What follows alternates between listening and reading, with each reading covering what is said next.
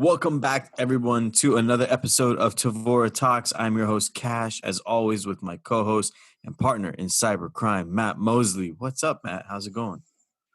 I'm doing well, doing great. It's another, you know what? I'll just steal one from Dave Ramsey. If I was doing any better, it'd be illegal.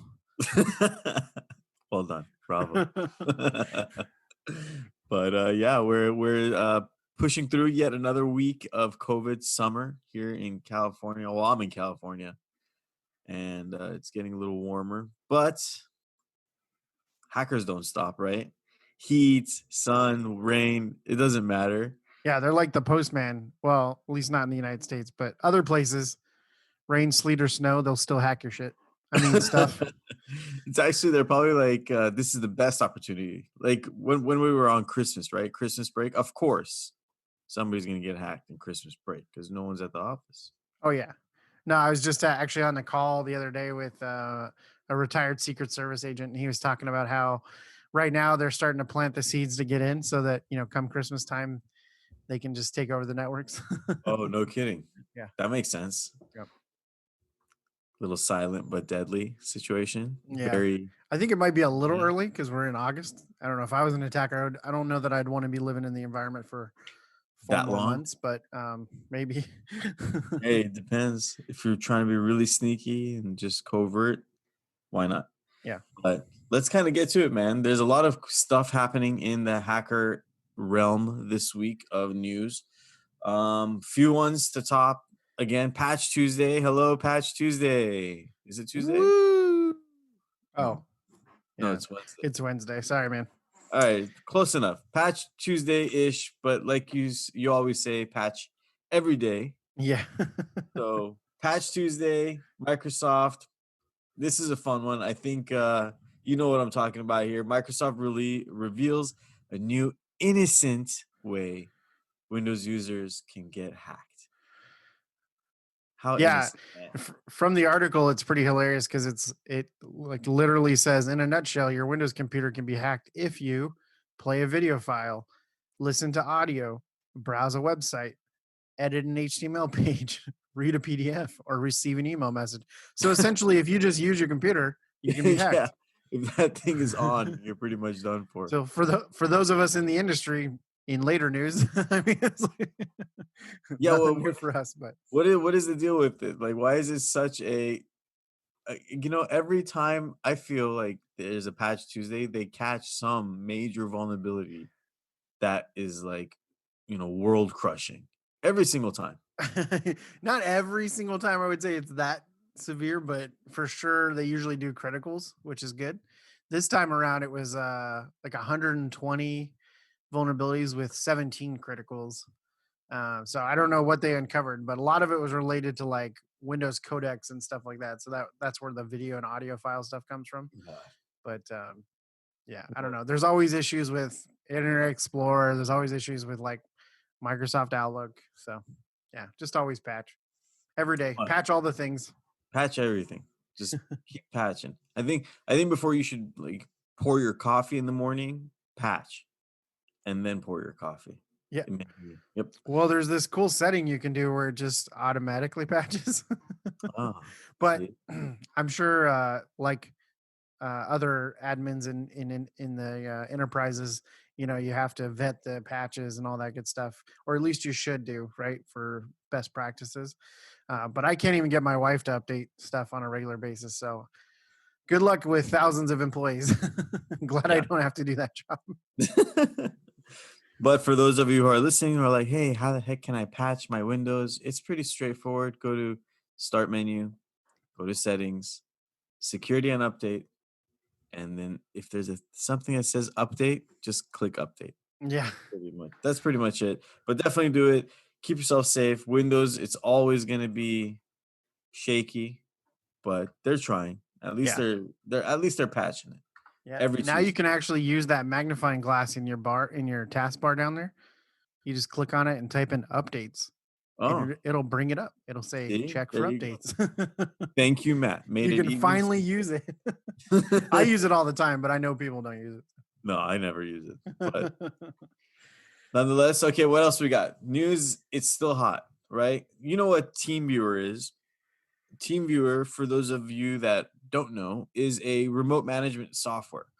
Essentially, if I want to be able to, let's say, jump on Matt's computer from my house and help him out as an IT guy, I would install maybe TeamViewer to do so to help me kind of get on his computer remotely. So now TeamViewer, have you heard of this one, Matt? They have a flaw. A new one, huh? And They usually and have this, flaws. yeah, but this one, it's pretty. It sounds pretty bad. It lets hackers steal system passwords remotely. Oh, that's good. Yeah, that's not good. I mean, of course, And attackers never use TeamViewer. it has to be running on Windows, Yeah. right? Because back to Windows, we love you Windows, but just it's like the gateway drug for hackers, right? So Windows. Um, Moral of the story, TeamViewer, if you have it, if you're using it, IT people out there, everybody, whoever has TeamViewer, make sure it's up to date as humanly possible. The CVE is, if you want to research it, CVE 2020-13699, which, if it's exploited, it could let hackers remotely steal your system passwords and eventually compromise your system. So keep it on the lockdown. Yeah. And IT admins out there, please look for some sort of alternate method of managing your users than TeamViewer. Why not? You don't like TeamViewer? I mean, it's okay, but you can achieve the same results with other products. So I just, attackers use TeamViewer a lot, especially in social engineering attacks and stuff like that. Oh, really? And so just having it on the box is, I So don't know, more of what a would threat you, landscape. if you were to give a software plug? For remotely managing, I Mhm. mean, just try and do everything through Active Directory if it's a Windows domain. But if I have to like get on and do remote control or something, if I need to move the mouse myself, I mean, Zoom works just fine. You Yeah, just get shout on out and to Zoom. request access, and it's only temporary. It's not like you're running. So the way TeamViewer works is two ways. You can run a server that runs all the time, and then the admin can hit it and log in. I think with your permission, but still, they can log into it when you're not watching and stuff like that. Right, And then yep. also the same thing, like you can share the screen, and then they can request access while you're on TeamViewer. But I don't know, the server thing running in the background all the time is kind of two things. It allows, another avenue of attack, but it also is taking up resources. And then, versus Zoom, where it's just when you need it, set up a Zoom, get on a call and request access. Yeah, So, you're right. I think Zoom has really made it easy. It wasn't around a few years back, or if it was, it wasn't maybe as advanced as it was. So yeah, I I don't think, use Zoom to like manage people's computers, but oh, so there definitely. might be like issues with sharing advanced screens like admin screens. I don't know if Zoom blocks that ability or not, but Oh, maybe, as like a maybe. security feature, but maybe who knows. You're right. Anyway, there are other solutions out there. So No, you know what? To use our parents as examples, it does have that flaw because I do help my mom troubleshoot her computer mhm. using Zoom, and it does prevent those admin like windows. When those Okay. pop up, you don't see them. So yeah, it does All have right. its. Well, back to TeamViewer then. No, I'm just kidding. There's other options. There You are know, other there has options, to be. but if you are using TeamViewer, end of the day, moral of the story, please update your software. With that said, this one you kind of brought up. You told me about SANS, man. What Yeah. happened with SANS?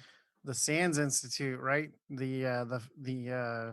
I guess the infamous security training organization.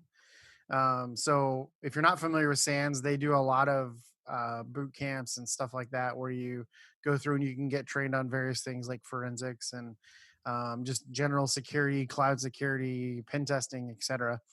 And so they should be an authority on security, and they actually got phished recently, and they just in this one incident. Now, granted, this wasn't like a widespread thing. I guess this was one inbox. So I don't want to throw this overboard at all, but it was one inbox with about Okay. 513 emails. But somehow in those 513 emails, there was 28,000 records of PII, Oh which man, were are you forwarded to kidding? an unknown external email address, right? So that's a lot. I mean, we just had That's an a lot. incident that we investigated, and we had how many thousands? What, it was like 200,000 emails, 300,000 emails, Yeah, and we had, I don't know, it was it wasn't less than a 20,000. thousand PHI records, Yeah, like out of that many, you know, emails. So I don't know how this one inbox of 513 emails had 28,000 records of PI, but it did. And so they discovered it. They, fixed it. I guess there was some sort of OAuth um, like add-on that allowed the access to the inbox. And anyway, dang, since then it's been fixed, and SANS quickly disclosed it and all that good stuff. But yeah, pretty interesting. Pretty funny that the authority on security training got hit by uh, a phishing phishing. email. Yeah, So I wonder who the employee was, like what level they're at in security. Are they new to the game or are they experienced user? Why didn't they comment on that?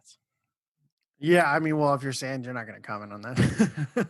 Well, I mean, like, think about it. If it was like, say, yeah, our newest, recruit from, I don't know, what is it, intern, they accidentally clicked on the email, right? They can place the blame. It's somewhat understandable. But like, Yeah, if for example, it was somebody at like your level, Matt, that accidentally got fished, yeah. I don't know. Yeah, I mean that's the bad stuff, right? Like, well, and that's another example of it doesn't matter how well trained your staff is or how great your security stack is. It'll Um, eventually happen still. it happens, yeah. So, Yeah, it does happen. but It's anyway, like avoiding inevitable. It's not a matter of if, but when. exactly, yeah. And I mean, like, we don't like to sell fear, but I mean, that's the mindset you got to have nowadays. So it really is, especially You will get from our hacked side, one right? day. We're on the blue team, so we know stuff happens all the Yeah, time. it I gotta happens. watch my mouth on this. Oh yeah, please. As long as it doesn't happen between the hours of 12 a.m. and 8 a.m., I'm happy. Yeah. That's doable. After 12, it's like, come on, just call me at 8. But Yeah. Is this something that can wait till 9 a.m. when I start my day? how critical is the issue? It's Uh, Saturday. Really don't want to. I'm in my tent. I really don't want to pack up my campground and yeah, go. yeah, for sure. You don't want to leave your beach side and drive back for 4 hours. Exactly. But So, speaking but of, yeah, I was just about to say, speaking of records yeah, that were speaking of disclosed, records, what g- happened? What go? you go for it. No, You you go. go. You do it. You do it. I You would rock. first. You I hang would up rock paper. first. Should we rock paper scissors like verbally? Yeah. All right. Ready? Yeah. Three, Three, two, two, one. one. Paper. Rock. Okay, so you won. Yes. Go. I don't even know if we did that right, but we should do rock, paper, scissors, Spock. What is that from Big Bang Theory? Oh, I don't Laser know. Spock? I don't know. Anyway.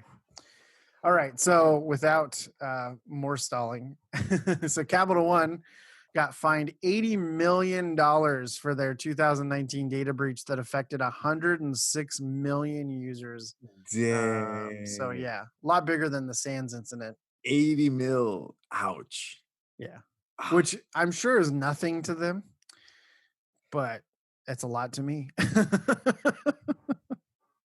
but So still, like, I bet you there was still like, dang, yeah, because that's still a lot of money. You could do a lot with 80 mil.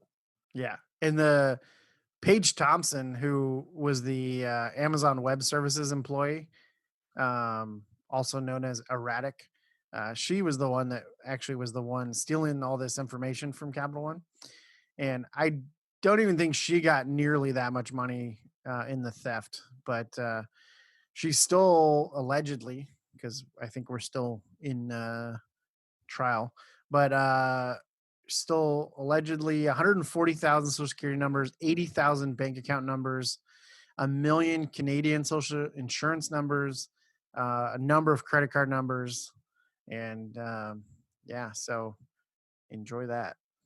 I'm reading, I don't know, maybe it's a different article, but the person who did it is Amazon Web Allegedly Service did it. employee, Yeah. right? Hmm. Paige Thompson.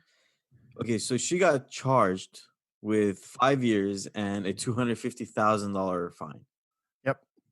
And then the people who got hacked had like zero fault in this happening. I mean, maybe not zero, their systems and whatnot not being secured. Okay.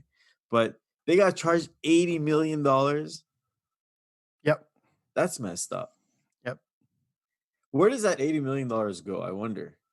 I don't know, man, but yeah, the OCC, which I didn't even know existed, but the Office of the Comptroller of the Currency, Okay. which is an independent bureau of the United States Department of Treasury, imposes these fines, and I don't know where that money goes or what it goes towards, but Yeah, where is it's pretty that go? crazy. But I mean, this isn't the first time we've seen this, right? Like a couple years ago, Live Nation, aka Ticketmaster, they were the victim of a hack, and it wasn't even their system or their code that was hacked. It was actually a third party known as Inventa, Okay. and Ticketmaster was using their chatbot as a customer service bot on their website. And what it was doing is the code on Inventa's servers was getting loaded on the Ticketmaster website, and then it would scrape the credit card information of the customers.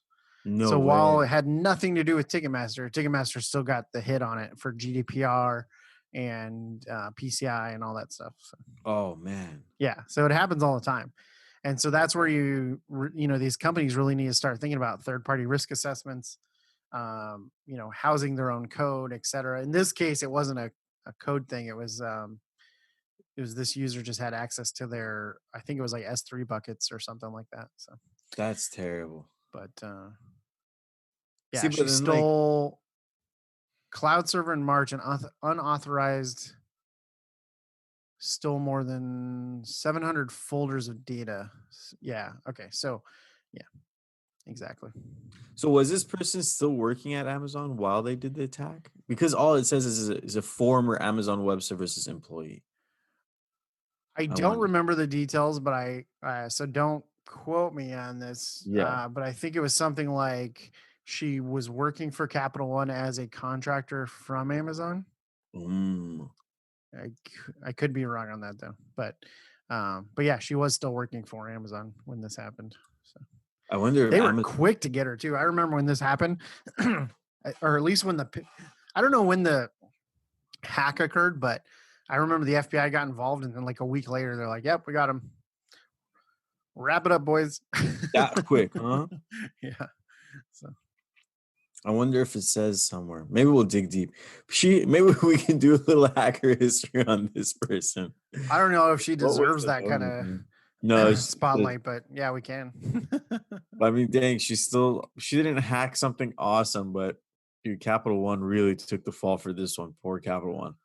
Our Yep. hearts go out to you. You know who else my heart goes out to? Who? And this is kind of in the news as well, but the Mozilla staff that just got laid off due to COVID-19. So Oof. apparently, and Why? I'll make this quick, but they let go of their threat team and their incident response team.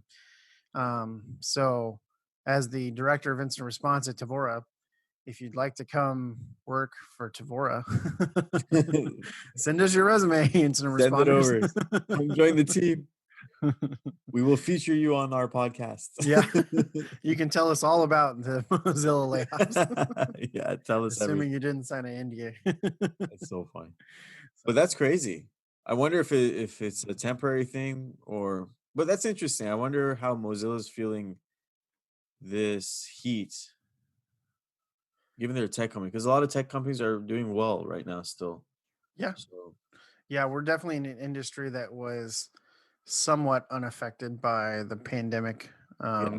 But with that said, still some people have been let go around throughout the industry. So who knows? Who knows? Well, our hearts go out I'm to you ready to get out of also. 2020.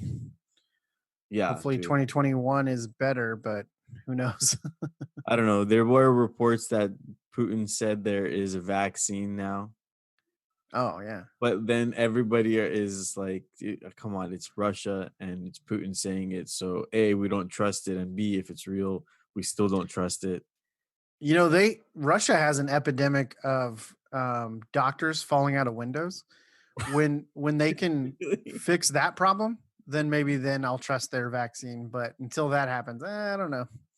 Like falling out, like unintentionally, or they accidentally Quote got. unquote falling I see. out of windows. Yeah. Okay. A lot of Well, people seem to fall out of windows in Mother Russia. So there's a completely side note, unrelated to anything, but there's a reel if you ever go on YouTube, say "Meanwhile in Russia." There's some funny stuff, yeah, but aside there is from some that, great stuff. yeah, definitely check it out on your own time, listeners. Everybody out there. Meanwhile in Russia, Yeah, and just there was like a remember like not too long ago there was that asteroid video like because everybody in Russia has dash cams because of all the insurance fraud, and so you had like plenty of views of this asteroid like crashing into Earth and it hits I don't know where it was like near Moscow I think. yeah, yeah. But I remember like the jokes were like in Mother Russia space explores you. That's funny. Well, in Mother Russia, we trust some of the hackers are definitely from there. For sure. For Some of the sure. best. Some of the best, yeah. So any of the hackers that are listening out there, Would like to come work for Tevora. Oh, no, if that's not yeah, what you're if you want gonna to come work for Tevora too, come join us. We'll feature you on the podcast. say. Anybody that's out there that's listening, if you love what we're doing, please subscribe to our channel on YouTube. Definitely click that button. If you have any questions for us, send us an email to podcast@TevoraTalks.com. And with that said, we can wrap it up for the day. Matt, any last words for our beautiful listeners? Mm, yes, I'll take one from one of my favorite movies, The Crow. Okay. During this time of unknown, right? We're in COVID-19, and I Yeah. was just talking about The Crow with a friend of mine last night. Uh, it can't rain all the time. Little positive note there. There you go. And with that said, we'll see you guys on the next show. All right, take care. Later.